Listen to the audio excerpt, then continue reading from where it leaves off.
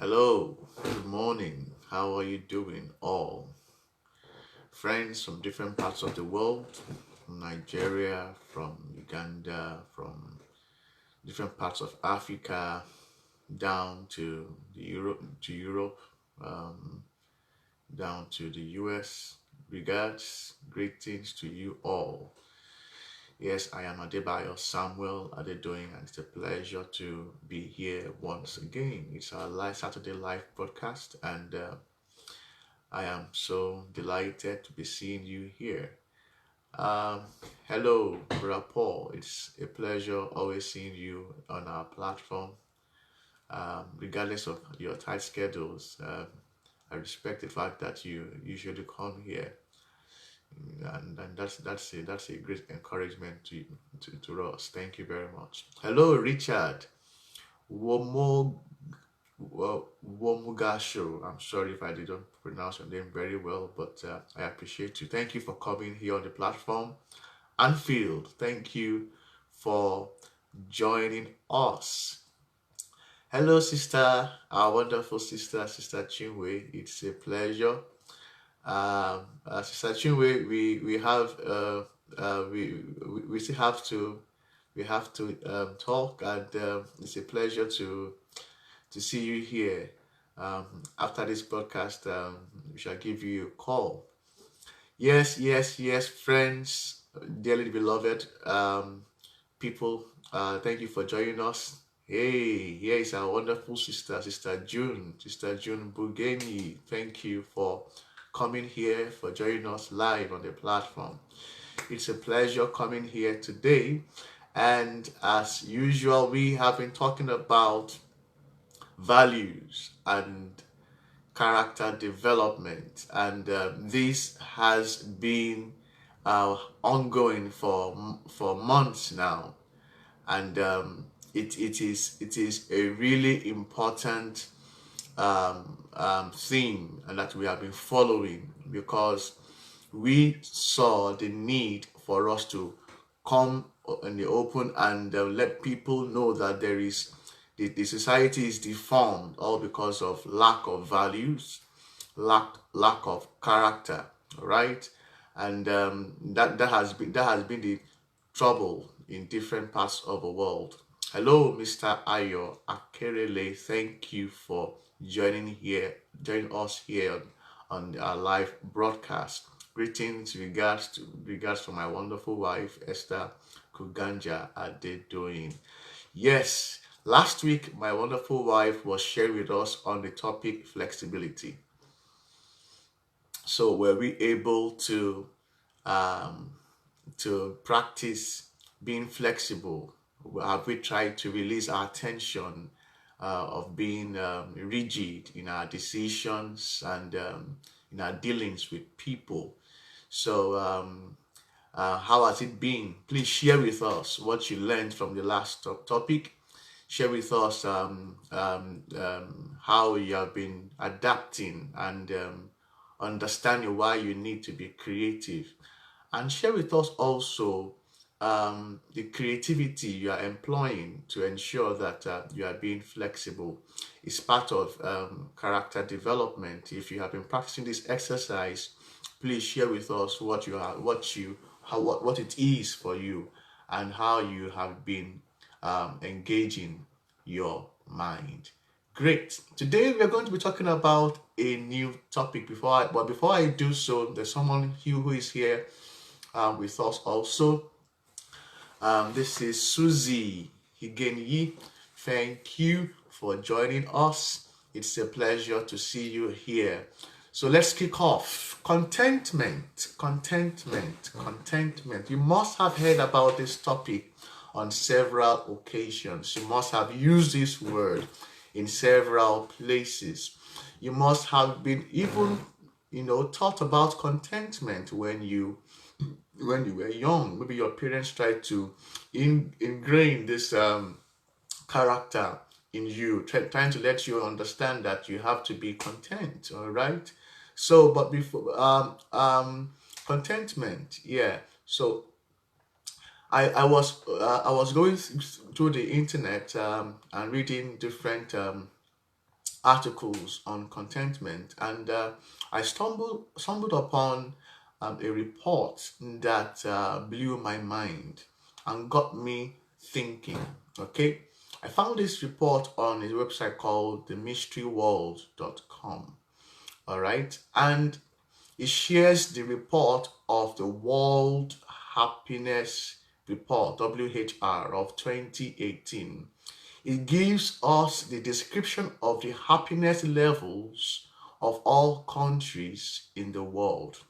Now, according to this site, the report is an annual publication of the UN Sustainable Development Solutions Network, which contains data according to various perspectives of national happiness and their ranking based on the analysis of people's well-being and living standard. Now, the most important finding of the whole report is that the ranking of countries according to the happiness of their immigrants is almost the same as that of the rest of the population.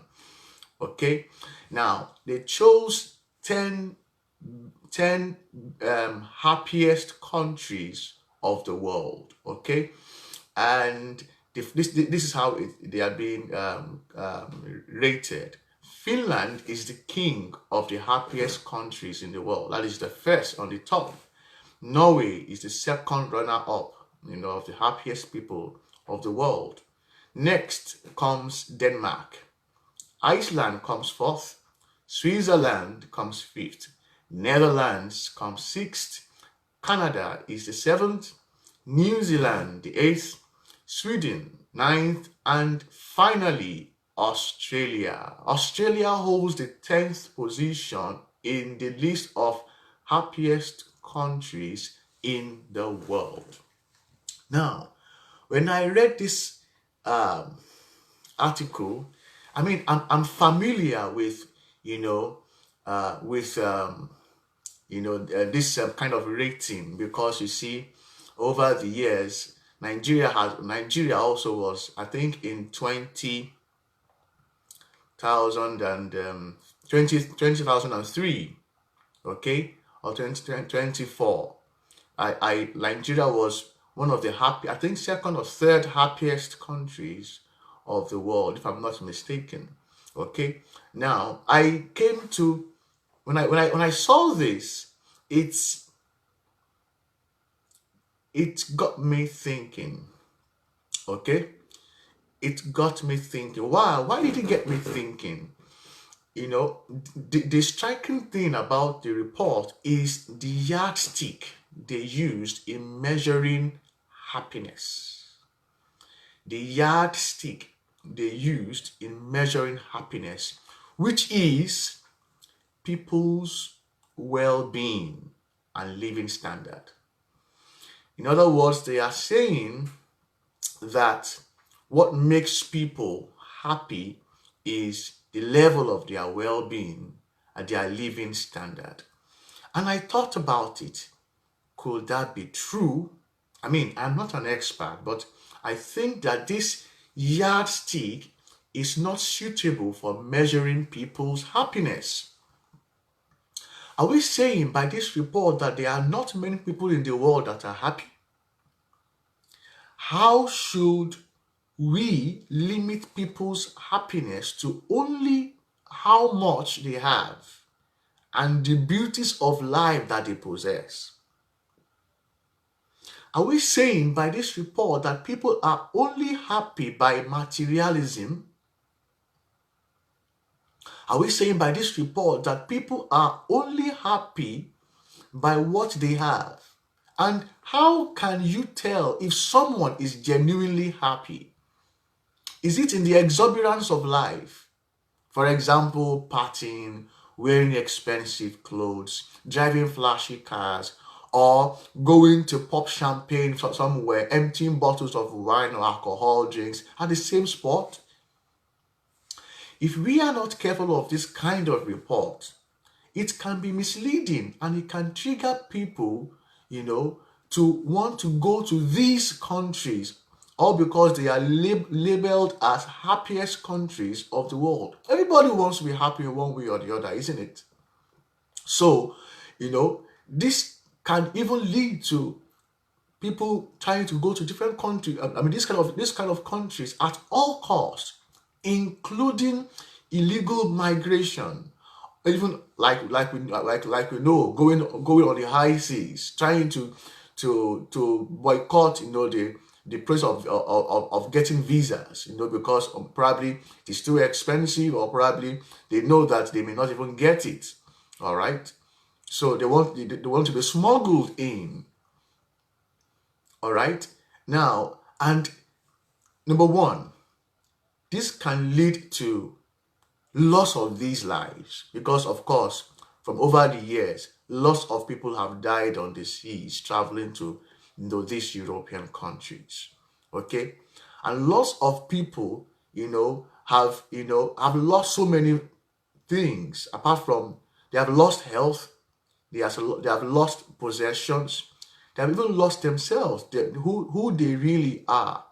Okay, and another side of the coin is the fact that this also will somehow lead to the discomfort of these countries as well. Many of these countries are closing their borders because of this. They don't want people to come in through illegal means, all right? Because of course it is affecting their economy, affecting their lives.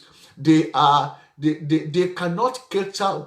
They cannot cater for more than they have planned. They have plans, so people cannot just barge into their plans and expect them to be catered for. All because of what part of the UN or European what's it called, European benevolence.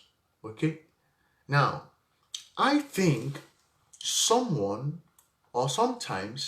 we should look deeper and see things in the light of the truth.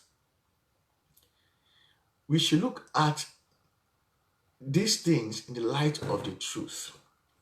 Let's see what our friends are saying. Sister Chinwe says, materialism does not give happiness. Thank you, Sister Chinwe.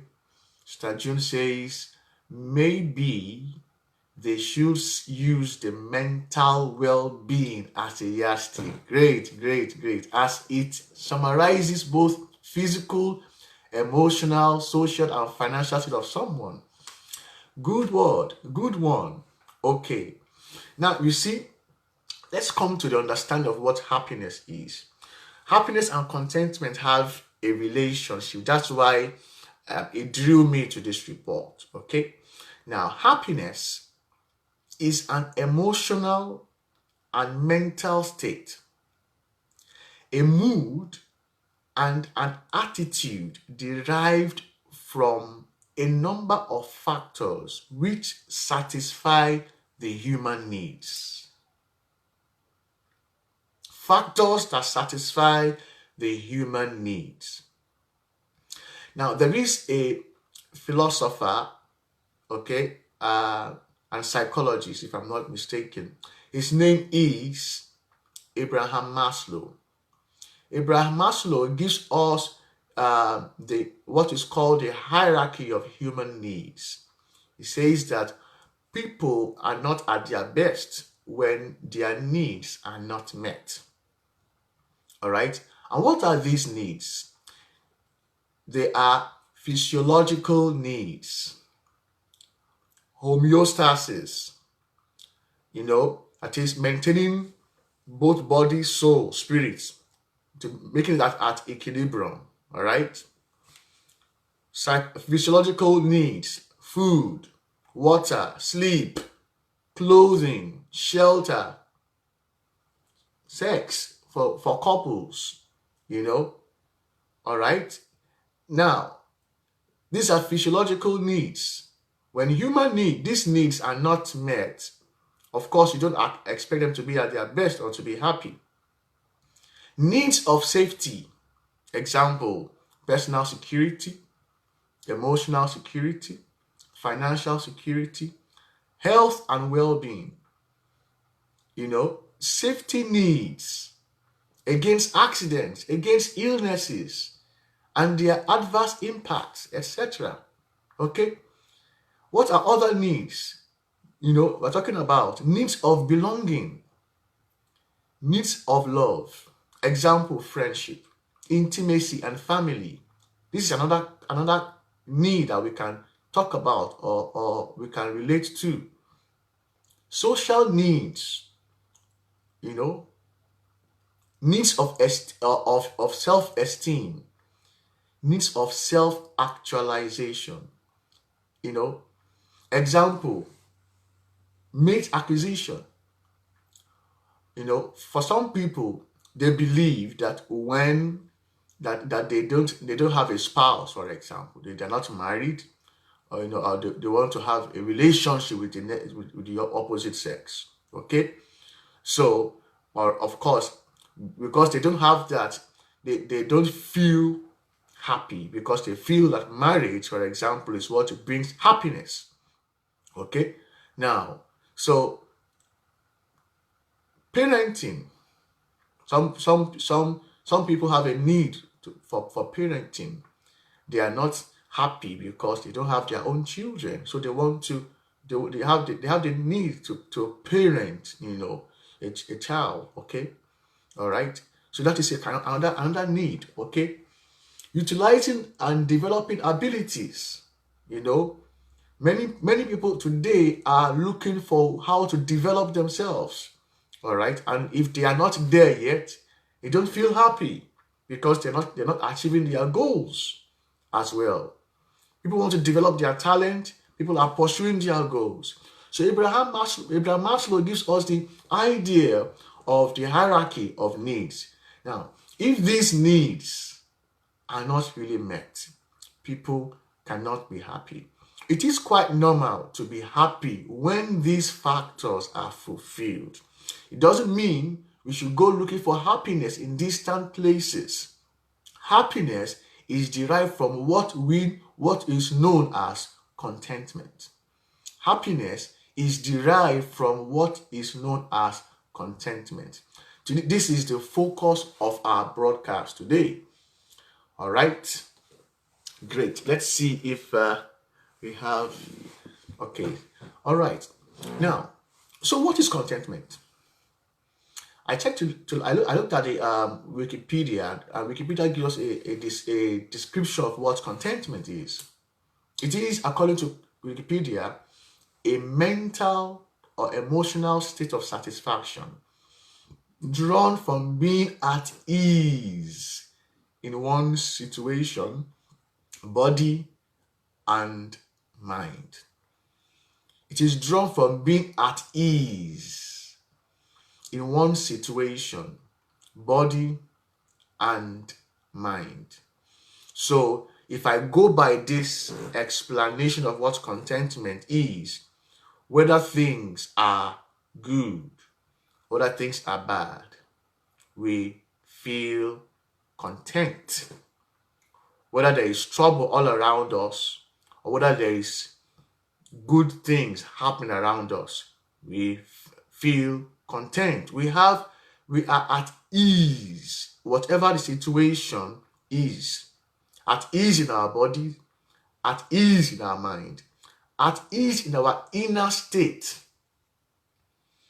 Okay, now colloquially speaking, contentment could be a state of being accepted, of having accepted one's situation, and is a milder and more tentative form of happiness. I'd like to take that again from Wikipedia. It says, colloquially speaking, contentment could be a state of having accepted one's situation and is a milder and more tentative form of happiness. It's a tentative form of happiness. Why is it a tentative form of happiness? Because happiness is a situation. It's usually situational. Happiness is usually, attached to things happening around us. Happiness is usually as a result of something that has happened that is motivating us, making us to have a good feeling. In other words, the time duration of this emotion that we feel is short. It is momentary. Now, while happiness is what leads to, while contentment, leads to happiness, they are not actually the same. Contentment leads to happiness, but happiness is on its own does not mean contentment. I'd like to say that again. Contentment leads to happiness, but happiness on its own does not mean contentment. Many people are, happy, but they are not content. All right? Meanwhile, it is natural to be content. And then from that inner ease, that inner state of satisfaction, you naturally become happy. All right? Happiness can come as a result of good things that happen to someone. Happiness is momentary, while contentment is a steady state, a steady attitude that we carry out. It is a lifestyle. Contentment is a lifestyle. Now, happiness and contentment both are decisions that we make. But while contentment is a resolve to whatever case that you are experiencing, to maintain an inner peace, to maintain an inner satisfaction, to maintain a pride of yourself. Happiness is a feeling coming from happenings all around us. Now, we don't need to pursue contentment because it is not like, like attaining a height or trying to achieve something, but it is an attitude. An attitude that we can adopt every time. Now, I want to give us a case study, a practical example. Now, two people are presented to us as a case study, right? A very rich man and a poor man.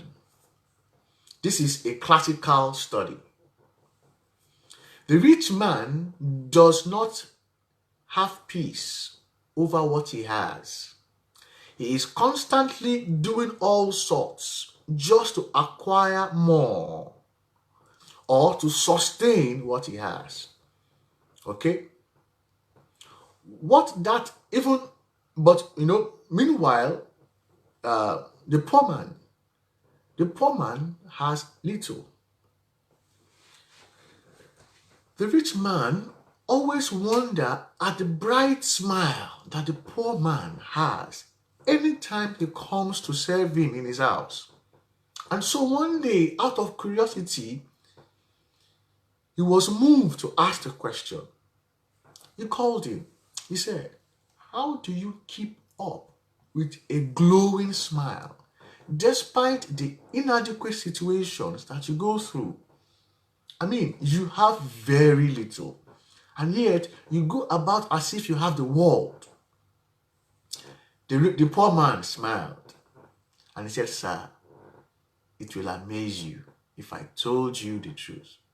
But the simple truth is, I have learned and decided in my mind that no matter what I face in life, I have made up my mind, or I will make up my mind, to be content with what I have and worry less about what I don't have."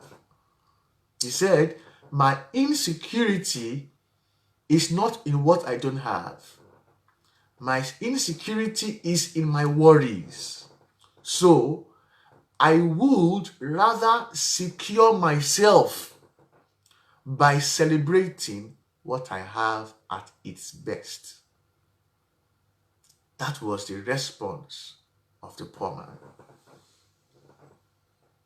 Is that not astounding?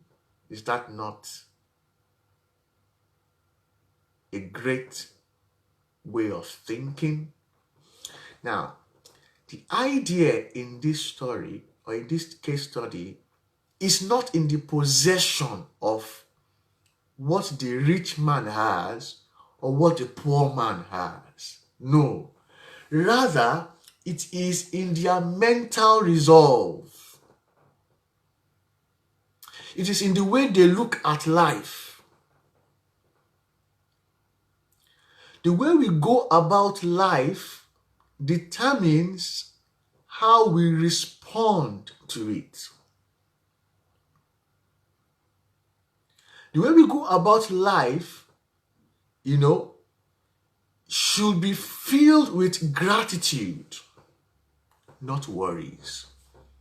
Should be filled with thankfulness, not resentment. Should be taking stock of good things that we enjoy rather than keeping a record of every misfortune that we go through.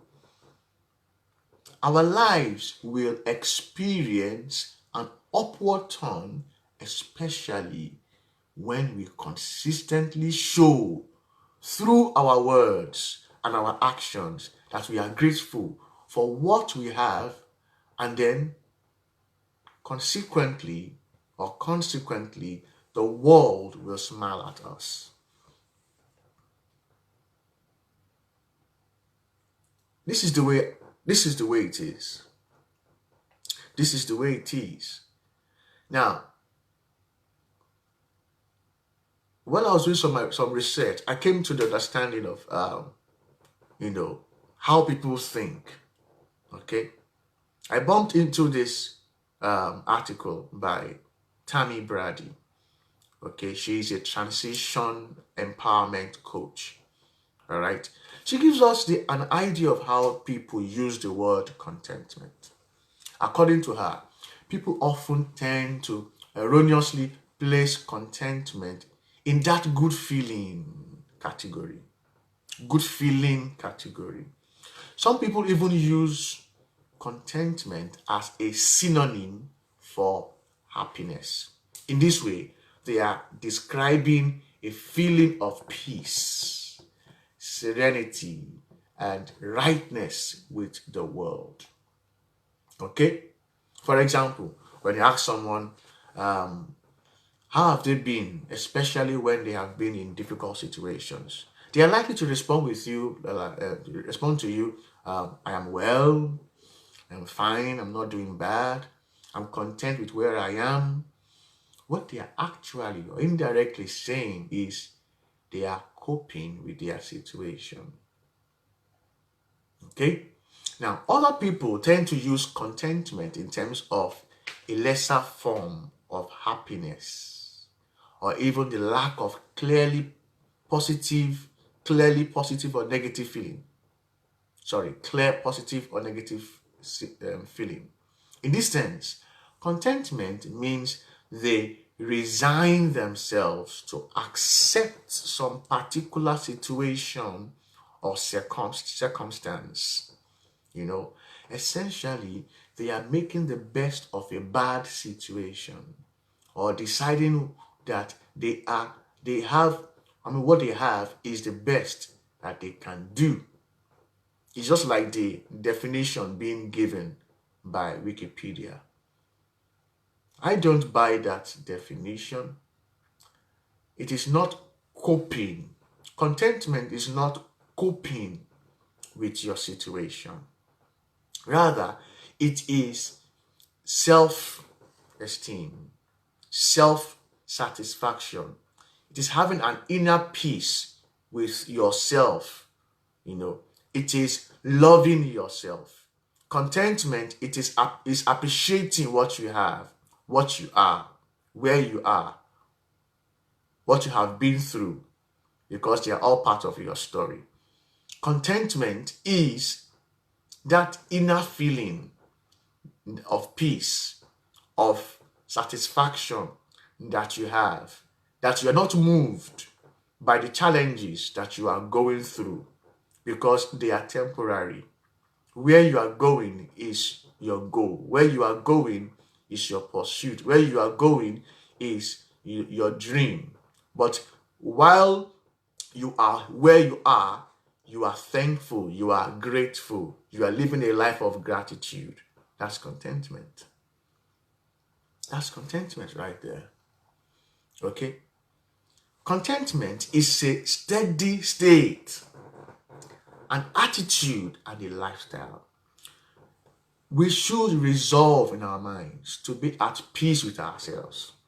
Some of us, because of the pursuits that we have, the dreams that we have, the goals that we have, because we have not got there yet, or we have not gotten there yet, we are not at peace with ourselves. We feel as if the world is coming to an end. We feel as if life is not fair with us. We feel as if some decisions that we have made, we shouldn't have made them. Okay? We feel as if we are incomplete. Okay? This kind of feelings should not be there, because they rob you of your inner peace. They rob you of your inner peace. Okay? Now, there is this Chinese philosopher, Lao Tzu. He has this to say: health is the greatest possession. Contentment is the greatest treasure. Health is the greatest possession. Contentment is the greatest treasure. And all of us wants to,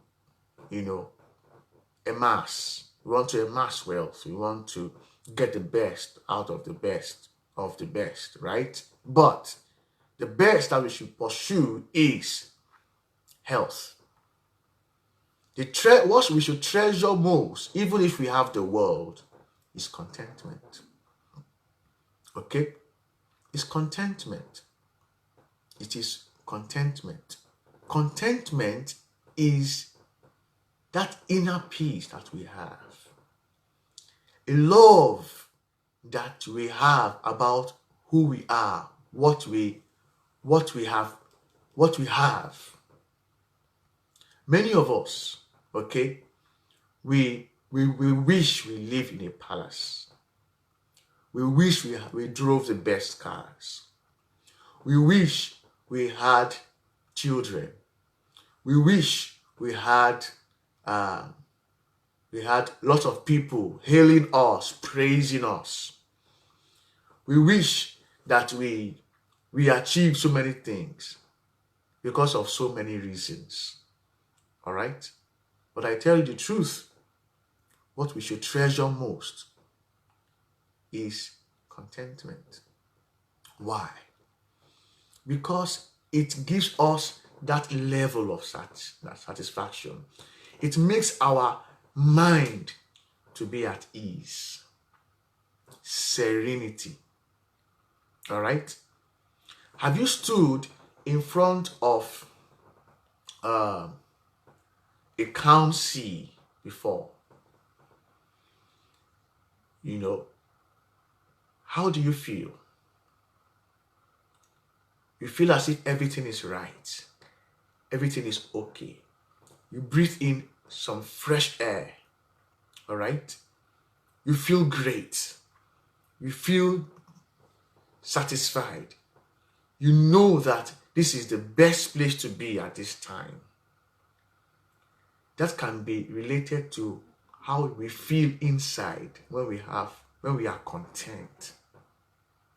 Okay? Dalai Lama, the Tibetan spiritual leader, says all religions try to benefit people with the same basic message of the need for love and compassion, for justice and honesty, and for contentment. If indeed you claim that you are religious, you are a religious person, all right, then it simply means that you should be content, regardless of the religion that you have. Because contentment is part of the things that really different kinds of religions preach. Okay? Contentment. You should be content. You should be content. You should, ensure that nothing is robbing you of your contentment. Okay. All right. Now, I read from the Bible, the Christian Bible, all right, that in 1 Timothy chapter 6, verse 6, but godliness with contentment is great gain. Godliness with contentment is great gain. Look, we're talking about values here. We're talking about character development here. All right.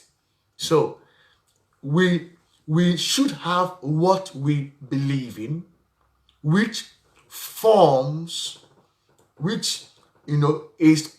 our value system. All right. We should have something that we base our hope in. Okay? We should have someone who is greater than us that we rely on, and whose doctrines, whose teachings influence our lives and dictates how we relate, how we act or react. Okay, so godliness with contentment is great gain. Whatever religion that you are practicing, if you are godly and you are content, it is great gain. Why is it great gain? It is great gain because it will deter you from behaving otherwise. It will stop you from acting foolishly. It will stop you from being faithless. It will stop you from, trying to do things that are not rational. It will stop you from making sure, from moving with the wrong people. Because when you are content, there will not be a need for you to move with weird people or wrong people, wrong social gatherings. It will not, when you're content with who you are, with what you have, you will not be moved. You will not be persuaded to do wrong things. Because rationally, there will be no need to do those things. There will not be a need for you to commit a crime because you are content. Not just in what you have, not just in material things. Even when it comes to relationships. All right? Relationship with your spouse, with your children. You don't need their love to determine who you are. You are who you are because of who you are. Somebody else's actions towards you does not determine how you should feel. You should have a resolve in your mind that whether someone shows you that you are appreciated or not, it doesn't determine how you feel. You are content with what you have, with who you are. Godliness with contentment is great gain. Now, what is the cause of discontentment in the minds of people? I'll list a few reasons why some people are discontent. Okay? Number one, people are discontent because of having an unbalanced school of thought. An unbalanced school of thought. Example, people have different kind of schools of thought.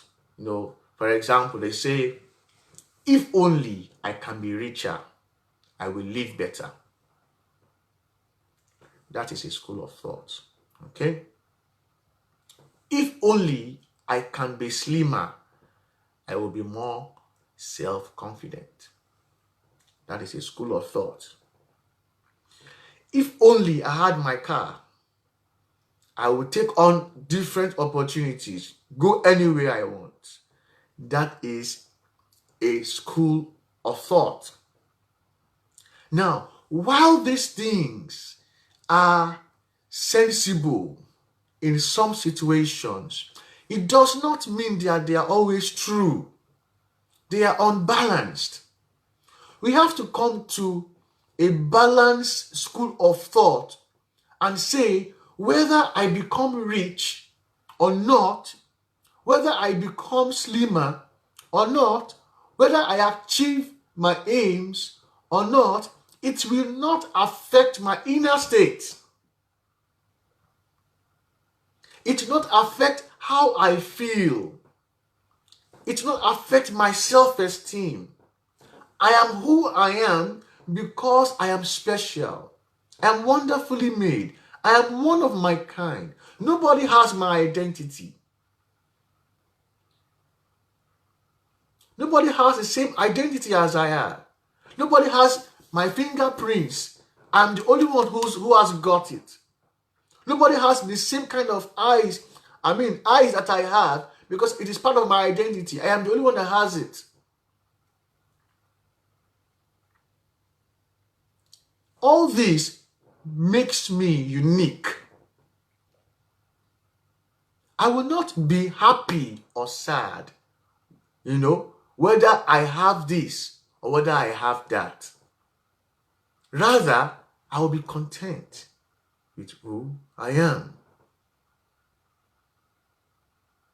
Another reason why people are discontent is because they are living in an ideal world mindset. An ideal world mindset. Many of us, for example, have a mental picture of how life should be. We have painted a picture of who we want to be, what we want to have, where we want to get to. We have ideals in our minds, the way we want to appear, how we want to be addressed, where we want to, different kinds of ideal senses, ideal things, all right? These are the ideal world that we have created in our minds. They may have come from a desire to beat our weakness, a desire to beat our failures, a desire to even beat our mates, competition, or when we are not even, and when we are not yet where we want to be, we will never be content. If we are not careful, we will lose ourselves. If we are not careful, we will lose our minds. If we are not careful, we will lose our real purpose, what we ought to be pursuing. Now, while there may be an ideal world, we must not forget that the world itself is not a perfect place. So it is important that we try to make the best of what we have, rather than pursue the ideal world that we desire. Please pursue what you, make the best of what you have.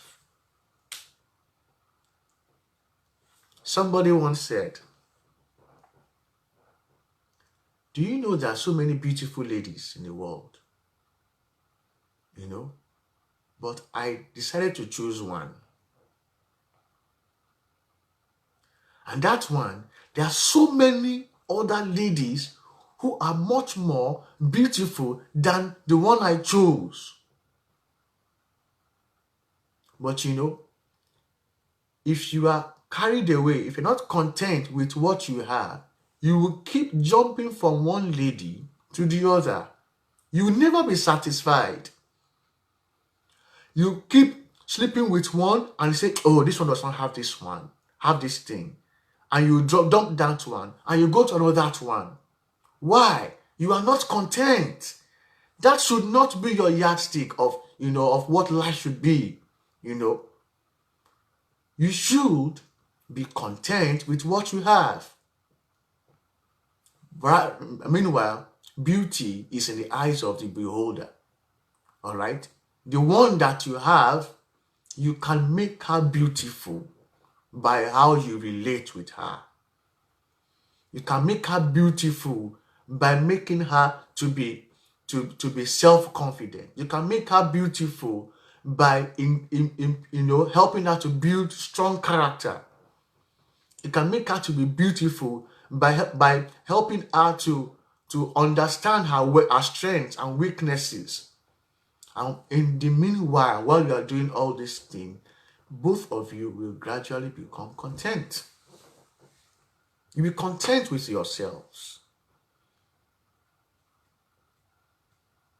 Another reason why some people are not content is because we allow our wishes or our desires to take priority in our minds.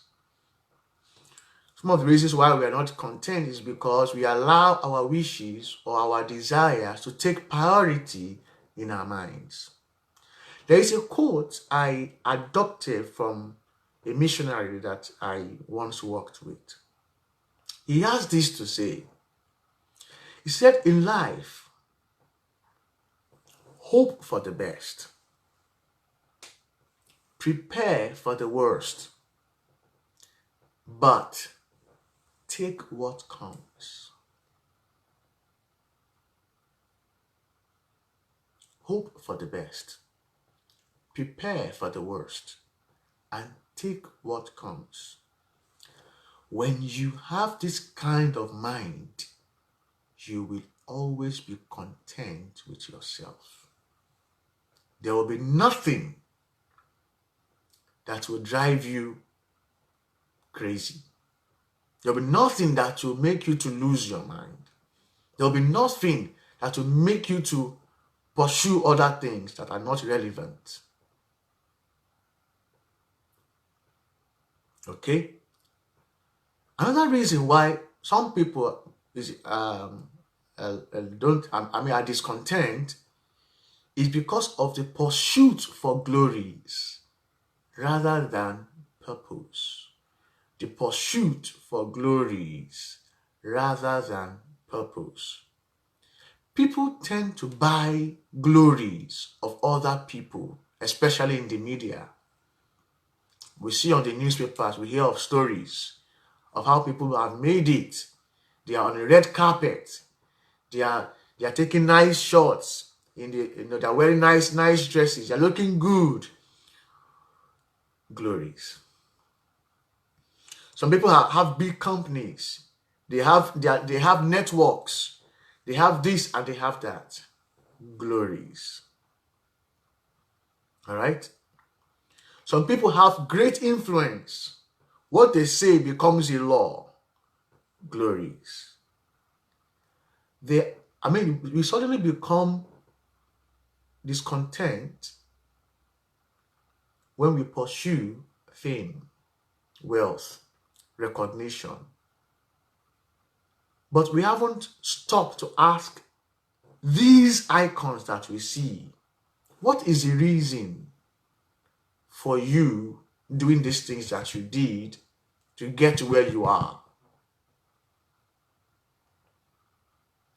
It will amaze you that probably these same icons that you have, they are achieving their purpose.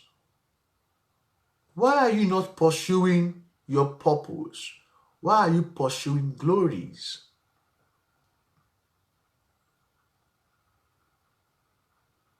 When you pursue purpose, what will happen on the long run is that glory will follow you. Because when you pursue your purpose, you become an achiever. All right? And when you become an achiever, you'll be recognized. When you become an achiever, you'll attract attention. When you become an achiever, you become someone that is, respected. And then you'll be getting interviews naturally. And then you'll be invited to speak in public places naturally. And then you'll be mentioned in the media for one thing or the other naturally. Why? You are pursuing your purpose. You're not pursuing glories. Are you working out your purpose, or are you pursuing glories? Now, I want us to understand something from all these things that we're talking about. Is pursuit, is passion an enemy of contentment? What is the difference between being content and attaining your goals? I want us to be careful here. I am not saying you shouldn't pursue your dreams. I tell you the truth. I personally, as content as I am in daily pursuit of my dreams. I know where I want to be. I know where I am going. Sometimes I do not sleep because of what I want to get, where I want to get to. Sometimes I may sleep for just 2 hours in 24 hours. Sometimes I may sleep for 5 hours. All right? Why? I am working. Why? I'm trying to achieve what I want to achieve. It's a pursuit. I am striving to achieve what I want to achieve. But will where I'm going and what I want to achieve rob me of how I feel inside? No, never. I will daily work out my purpose. I will daily try to achieve what I need to achieve. I will daily strive to where I want to get to. But how I feel inside is enjoyment. I'm enjoying the process. I am not going to lose my head. I'm not going to kill myself. I'm not going to hit my head on the wall because I want to attain to greater heights. Never. Contentment is an inner ease, an inner satisfaction of who you are. This is the kind of mindset that we should have. Okay? This is the kind of mindset that we should have. Now, quickly, how can we learn to be content? I have a few points for us. But before so, let me try and see what our friends are sharing, in the comment section. Yeah, my wonderful wife Esther says, godliness with contentment is great gain. Thanks, sweetheart. She says, having an ideal world mindset can rob us of contentment. We may end up losing ourselves and our purpose. The world is not a perfect place, so make the best of what you have. Brilliant, my queen. She helps us to write the quote: hope for the best, prepare for the worst, take what comes. That's brilliant. The pursuit of glory rather than purpose will lead to discontentment. Great, great, great, great. Thank you all for joining us. I see that a few other people are joining us. You may need to go back after the live broadcast to watch it all over again. If you want, we can do a watch party and you can um, join us. Great. All right, quickly, I'll mention a few points. How we can learn to be content, because it is an attitude that we build. Okay, it's an attitude that we build. All right. Number one, try to live in the moment. Try to be here and now. Try to appreciate what you have. You know, if it is a cup of tea that you are drinking, drink it with pride. You see what I'm saying? If it is, if you are at the, what's it called? At a very beautiful, big hotel, try and enjoy it. You understand? If you are with your spouse, try and enjoy her presence. Okay? Or his presence. If you are wearing just a t-shirt, feel proud with what you have. If you are wearing a suit, feel proud with what you have. You see what I'm saying? Live in the moment. Okay? You can desire the future, you can desire the nice things about the future, but for now, enjoy what you have now. Be presently present at this present, or in this present.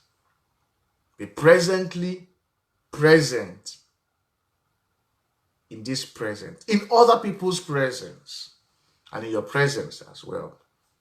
What do I mean? Enjoy yourself. Enjoy your environment. Enjoy people around you. Okay? Don't always be curious to attain, and then you forget about the fact that some people are here. It is very, you see that many people make this big mistake, all right, by pursuing what they ought not to pursue, when those people that could even help you to get where you are just right next to you. You know, it's funny, isn't it? The next point quickly is practice to appreciate what you have. Live a life of gratitude. American clergyman James E. Faust says, "A grateful heart is a beginning of greatness. It is an expression of humility. It is a foundation for the development of such virtues as prayer, faith, courage, contentment, happiness, love, and well-being." A grateful heart is the beginning of greatness. Next point, we can learn to be content by letting go of hectic outer activities. Rather, concentrate on living with a purpose. So many of us are doing so many things. We want to be seen as an achiever. But if you pause and ask yourself questions, why am I doing this? You may find that you may not actually need to do what you are doing to achieve your purpose. Purpose is not in achieving things. It is in giving and realizing aims, realizing what you ought to be. So it may be better off if you do less of activities and focus on the few that would help you to achieve your purpose, or that is surrounding your purpose. The next point is Replace the feelings and thoughts of fear and insecurity with affirmative and positive ones. Replace the feelings and thoughts of fear and insecurities with affirmative and positive ones. And finally, feed yourself with the truth and build your faith in yourself and in God.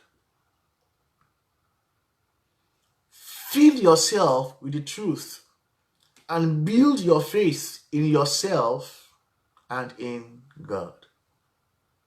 If you do these few ones if you practice these few points, you gradually realize, that you are becoming content with yourself. Okay? All right. Thank you all for joining us today. It has been a pleasure being here. Sister Chinwe says, this broadcast has empowered me to maintain the attitude of gratitude and contentment. Thank you too. We appreciate your comments, and we are glad that this little that we are doing is a blessing to you and to many others as well. I think, my wife has given us, helped us to write down some of the things that could help us to be content. She says, live in the moment and enjoy it. Live a life of gratitude. Let go of hectic activities. Rather, concentrate on your purpose. Feed yourself with the truth and build your faith in God. Now, our action plan is this week. We're going to the new week. From the new week, we are going to notice some details of things all around us and appreciate them. Okay? If you have your house, clean your house very well. Make it look nice. If you have food in the kitchen, cook nice food. Eat them and be grateful. All right? If you have some clothes, wash them very well. Make them look clean. Iron them. Look smart in them. Those little things, they gradually build contentment in you. All right? Hope to see you next week. Thank you for joining us. Bye for now.